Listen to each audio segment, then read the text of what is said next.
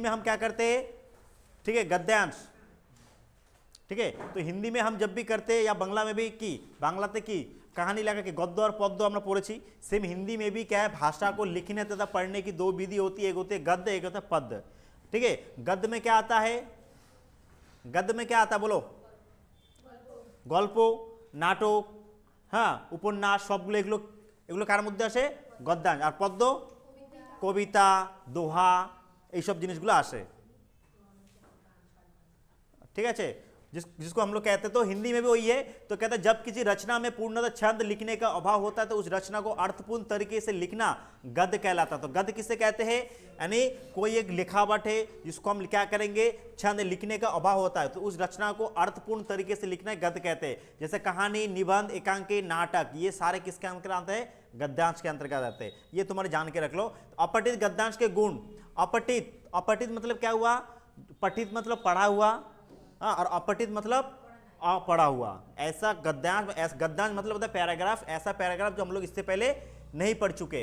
तो इसमें अभिव्यक्ति स्पष्ट रूप में प्रतीत होती है, इसमें विषय वस्तु की संपूर्ण जानकारी होती है, इसमें तथ्यों की वास्तविक विवेचना होता है और इसमें व्यावहारिक भाषा का शुद्ध प्रयोग होता है, ठीक है। तो इसमें क्या क्या होता है, अपठित, जो अपठित गद्यांश में उसमें सारे चीज दिया हुआ रहता है, उसको संपूर्ण उसको जानकारी होता है, उसमें क्या क्या है, उसमें क्या है, इसमें तथ्य तथा वास्तविक विवेचना होता है और इसमें क्या होता है, भाषा का व्यावहारिक शुद्ध भाषा का प्रयोग होता है। तो तुम्हारा ये ऐसे करके एग्जाम में आएंगे गद्यांश, ठीक है, ऐसे करके एग्जाम में गद्यांश में आएंगे और तुम्हें ये पढ़ के इसका आंसर देना पड़ेगा।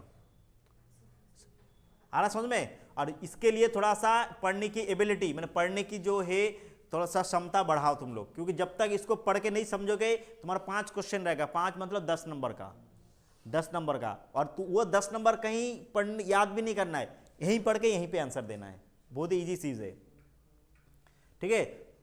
तो चलो तो पढ़ो तो इसको सब लोग, क्या समझ रहे हो।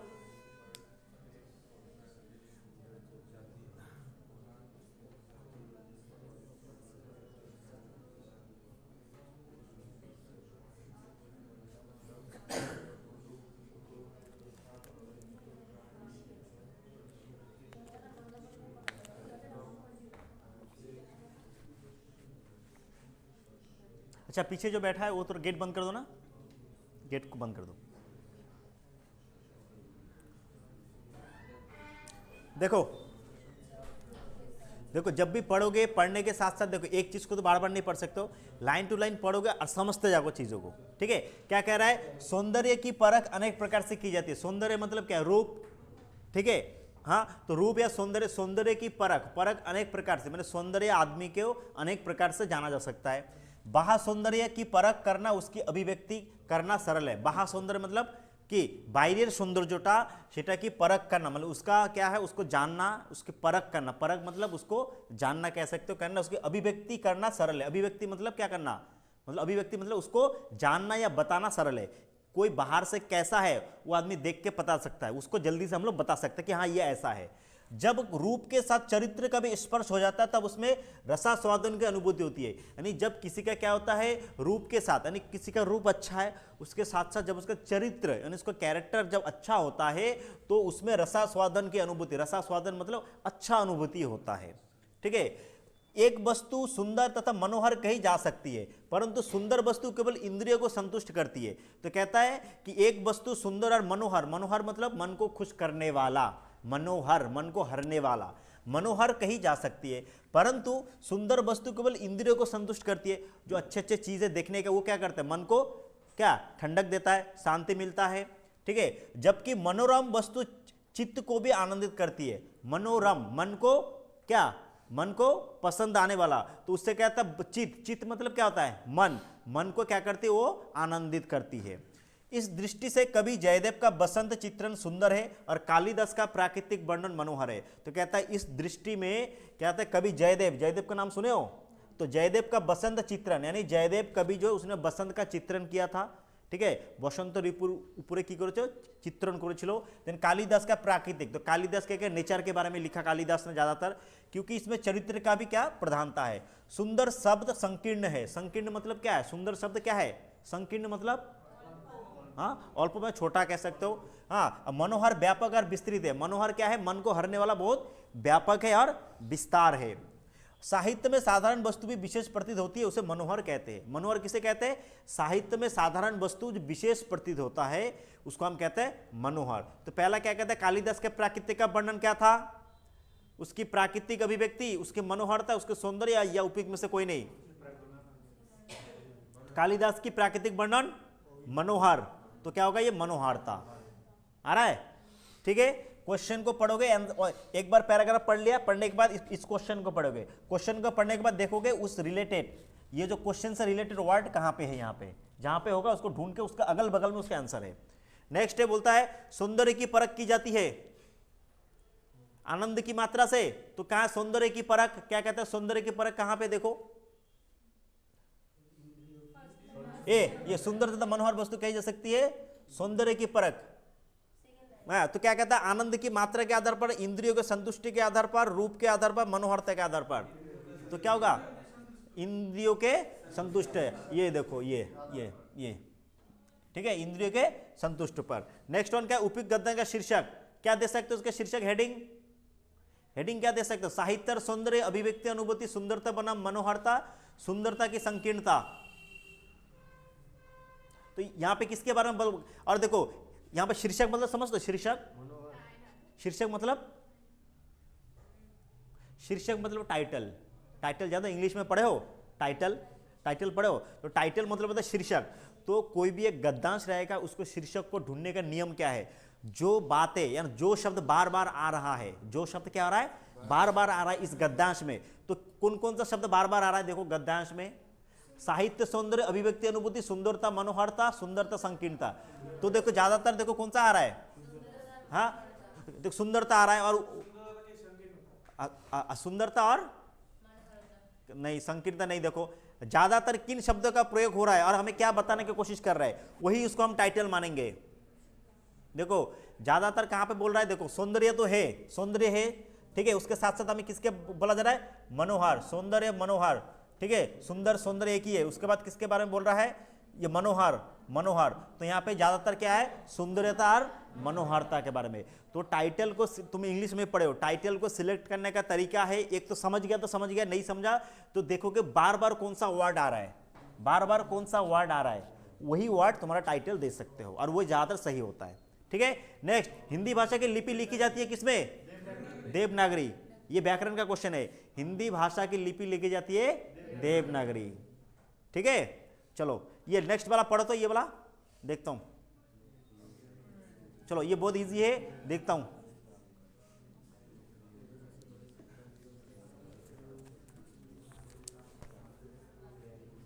चलो इधर बॉयज देगा आंसर।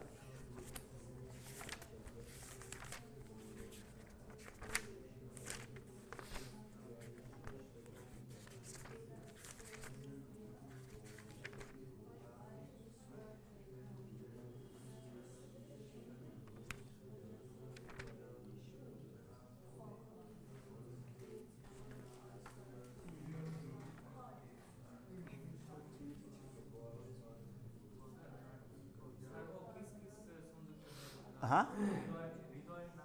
कहाँ पे?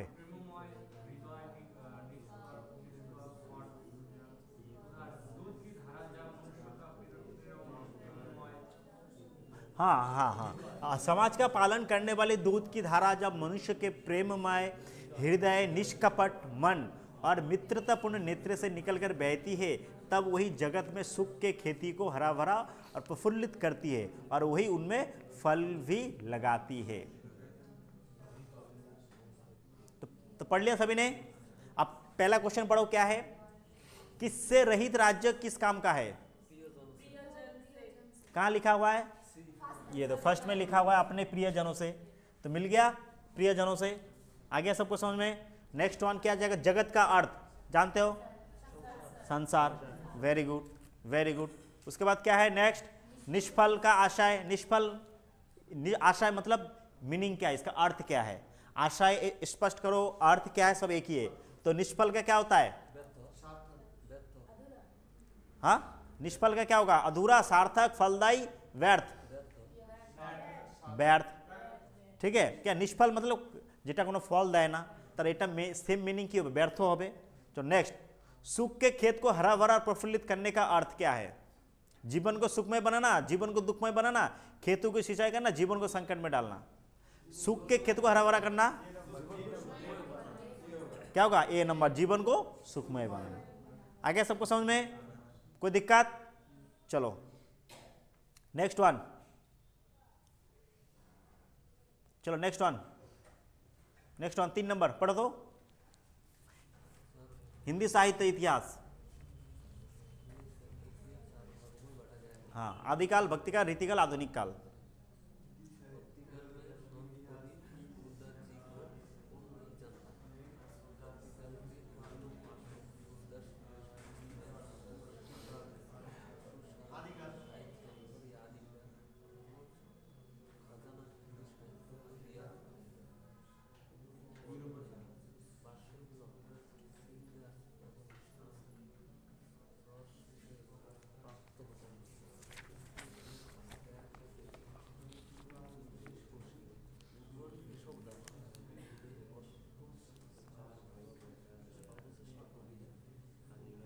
कहाँ पढ़ रहे हो?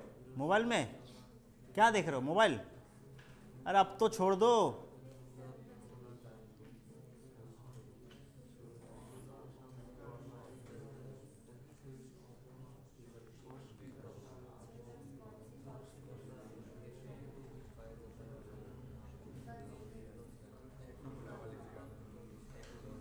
हाँ পড়তে শেখো, হ্যাঁ বাড়িতে না পড়ার।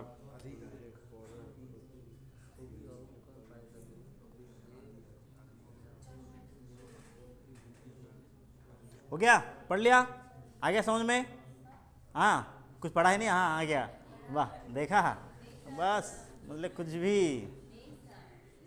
हाँ कुछ भी मतलब तुम तो लगता हो वो ही हो, वो है ना रोबोट में, जैसे ऐसे किया बस हो गया। तो क्या होगा? हिंदी साहित्य के इतिहास को कितने भागों में बांटा जा सकता है? 4 भागों में। नेक्स्ट वन, सूरदास जी के कौन से काल के संत कवि है? हाँ, भक्ति काल। नेक्स्ट, निम्नलिखित रचनाओं की कौन सी रचना सूरदास जी की नहीं है? सूरदास की रचना क्या क्या है? देख लो यहाँ पे, ये रहा, उन्होंने कहा सूर सूर केशव उत्कर्ष संत कवि है। सूरदास की रचना कहाँ पे है? ये सूरसागर, सूरदास जी ने सूरसागर, सूरलहरी, साहित्य लहरी आदि की अनमोल हिंदी की साहित्य रचना की। सूरसागर क्या है? सूरावली, सूर सारावली और साहित्य लहरी, इनमें से कौन सी नहीं है? रमिनी नहीं है। चलो नेक्स्ट वन, ये बोलो। रस नहीं पाया जाता है। रस, श्रृंगार रस, वात्सल्य रस, शांत रस, भयानक। अब देखो सूरदास के पदों में, सूरदास के पदों में अब कौन कौन सा रस है पहले देख लो। अब देखो सूरदास के जो है रस कौन कौन से है, तो कहाँ है रस उनके? ये देखो उनके पदों में वात्सल्य, श्रृंगार, शांत रस के भाव प्राप्त होते हैं। क्या क्या? वात्सल्य, श्रृंगार और शांत। और हमारा ऑप्शन में क्या नहीं है?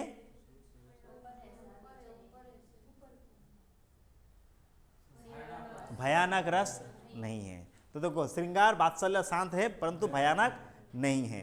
Very good. चलो लास्ट वन, ये वाला।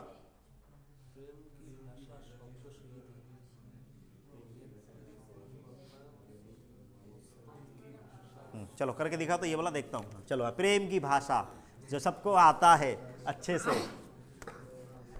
हाँ हाँ, बहुत अच्छा दिया। प्रेम की भाषा शब्द रहित है। क्या समझ रहे हो? पढ़ो, ये तुम्हारे काम में आएंगे।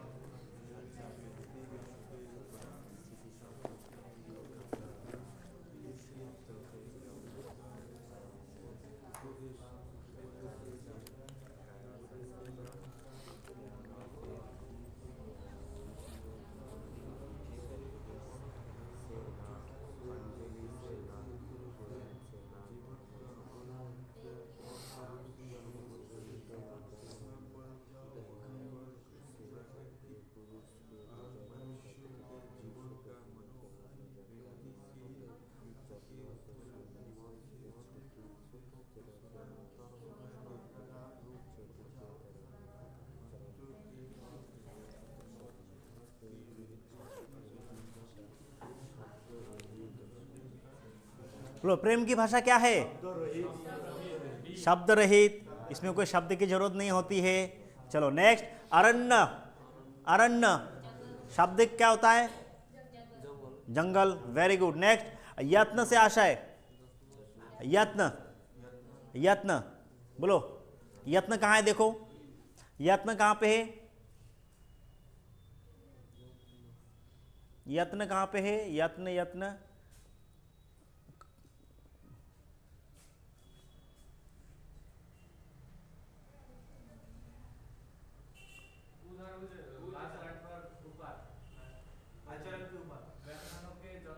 हाँ हाँ, ये क्या बोला है कि जीवन के अरण्य में घुसे हुए पुरुष के हृदय पर प्राकृतिक और मनुष्य के जीवन पे मौन व्याख्याओं के यत्न से सुनार के छोटे हथौड़े की मंद मंद चोटों की तरह आहार, ठीक है, आचरण का रूप प्रत्यक्ष होता है। तो क्या बोल रहा है?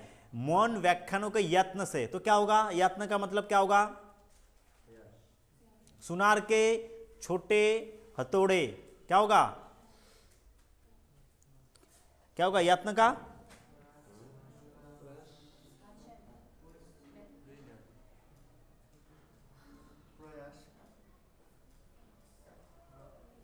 क्या होगा? यत्न मतलब क्या होता है? बोलो। याद नहीं। हाँ,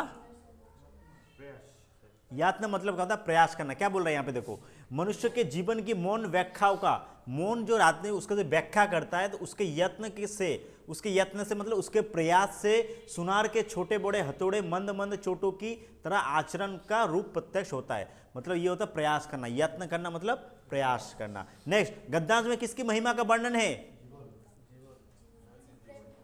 हाँ, जीवन का, प्रेम का, वेद का, आचरण का। बोलो किसमें बोला गया?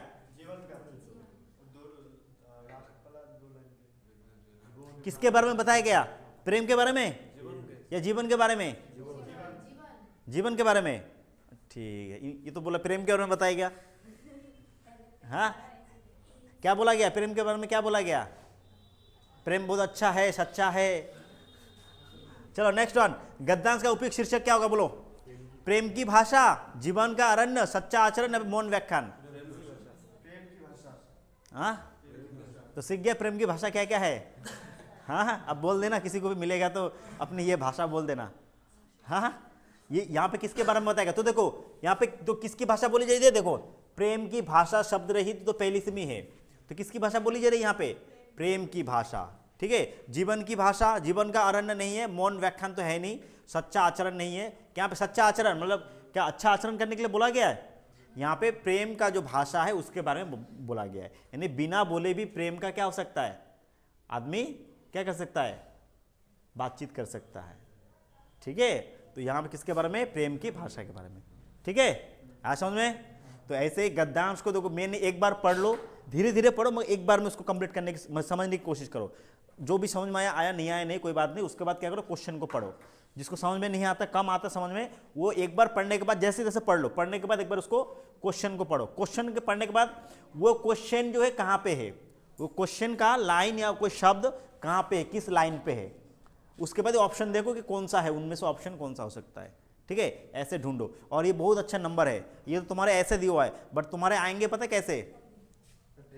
ये वाला आएंगे तुम्हारे।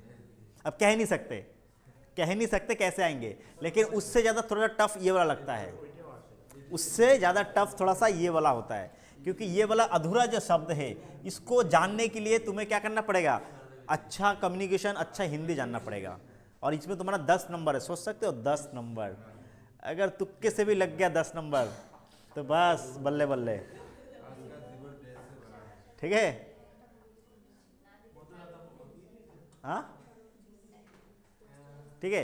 तो इसके लिए देखो, गद्यांश के लिए सबसे पहले तुम लोगों को पढ़ने की और समझने की एबिलिटी आना चाहिए, মানে ওই জিনিসটা আনতে হবে, পড়া আর বোঝার ক্ষমতাটা আনতে হবে। যার মধ্যে পড়ার ক্ষমতা থাকবে না, সে কিন্তু এটা অ্যাটেন্ড করতে পারবে না, আমি বারবার বলছি। সেজন্য এখনো সময় আছে, বাড়িতে পড়ো আর সেই জিনিসগুলো বোঝার চেষ্টা করো। क्या होगा? आज का जीवन देश से भरा हुआ है। क्या होगा? कार्य, भागदौड़, सदस्य, खेलकूद। क्या?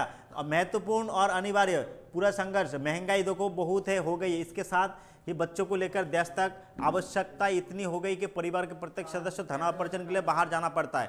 तो क्या होगा, आज का जीवन कार्य से भरा है। महत्वपूर्ण और अनिवार्य, हाँ क्या होगा, महत्वपूर्ण और अनिवार्य देश को पूरा करने में अत्यधिक संघर्ष करना पड़ता है। क्या करना पड़ता है, भावना, आवश्यकता, हाँ भागदौड़।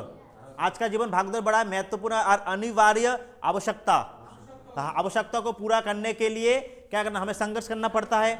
उसके बाद महंगाई बहुत बहुत बहुत क्या होगा, कम बन नीचे बढ़े, अब जानते हो बढ़ गई है, महंगाई बढ़ गई है, महंगाई बढ़। इसके साथ ही बच्चों से लेकर क्या होगा, बूढ़ों तक, बच्चों से लेकर बूढ़ों तक क्या हो गया, बूढ़ों तक की आवश्यकता इतनी अधिक हो गई कि परिवार के प्रत्येक सदस्य को धनोपार्जन करने के लिए घर से बाहर जाना पड़ता है। घर और अपनों के लिए समय नहीं होता है। जीवन संघर्ष का देश बन गया है। क्या गया है, पर्याय बन गया है, पर्याय बन गया है। ठीक है, क्या भागदौड़, भागदौड़, हाँ ये रहा भागदौड़। ये देखो जीवन आज का जीवन भागदौड़ बड़ा। अब देखो, और इसका मैं अगर शीर्षक बोलूं क्या दोगे, चलो बोलो तो इसका शीर्षक क्या होगा, टाइटल क्या होगा, बोलो इसका टाइटल क्या बनाओगे, जीवन की घटना है।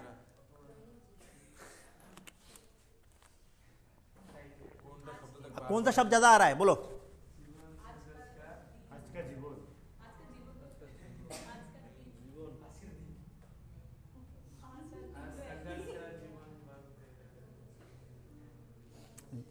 जीवन संघर्ष का, ठीक है, ये संघर्ष जीवन के बारे में बता रहा है। तो यहां पर जीवन संघर्ष का पर्याय बन गई है।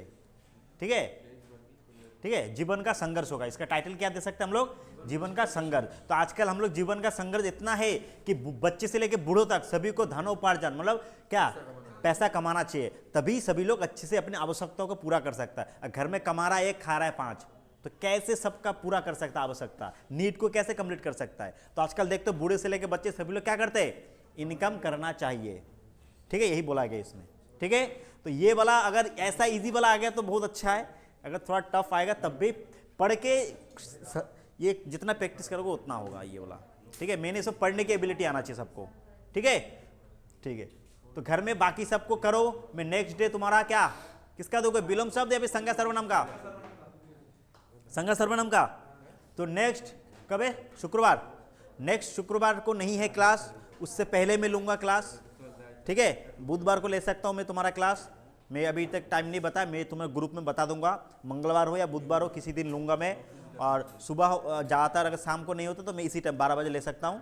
ठीक है, जो भी टाइम रहेगा, डेट एंड टाइम मैं ग्रुप में बता दूंगा। लेकिन उस दिन तुम लोगों को मैं किसका, संज्ञा और सर्वनाम का टेस्ट लूंगा। ओके, कोई दिक्कत किसी को नहीं? तो घर से अच्छे से प्रिपेयर करके आओगे, संज्ञा और सर्वनाम। ठीक है, किसी को दिक्कत हो तो टेस्ट से पहले पूछ सकते हो, मैं वो डाउट क्लियर कर दूंगा, फिर मैं तुम्हारा टेस्ट लूंगा। ठीक है, ओके, थैंक यू।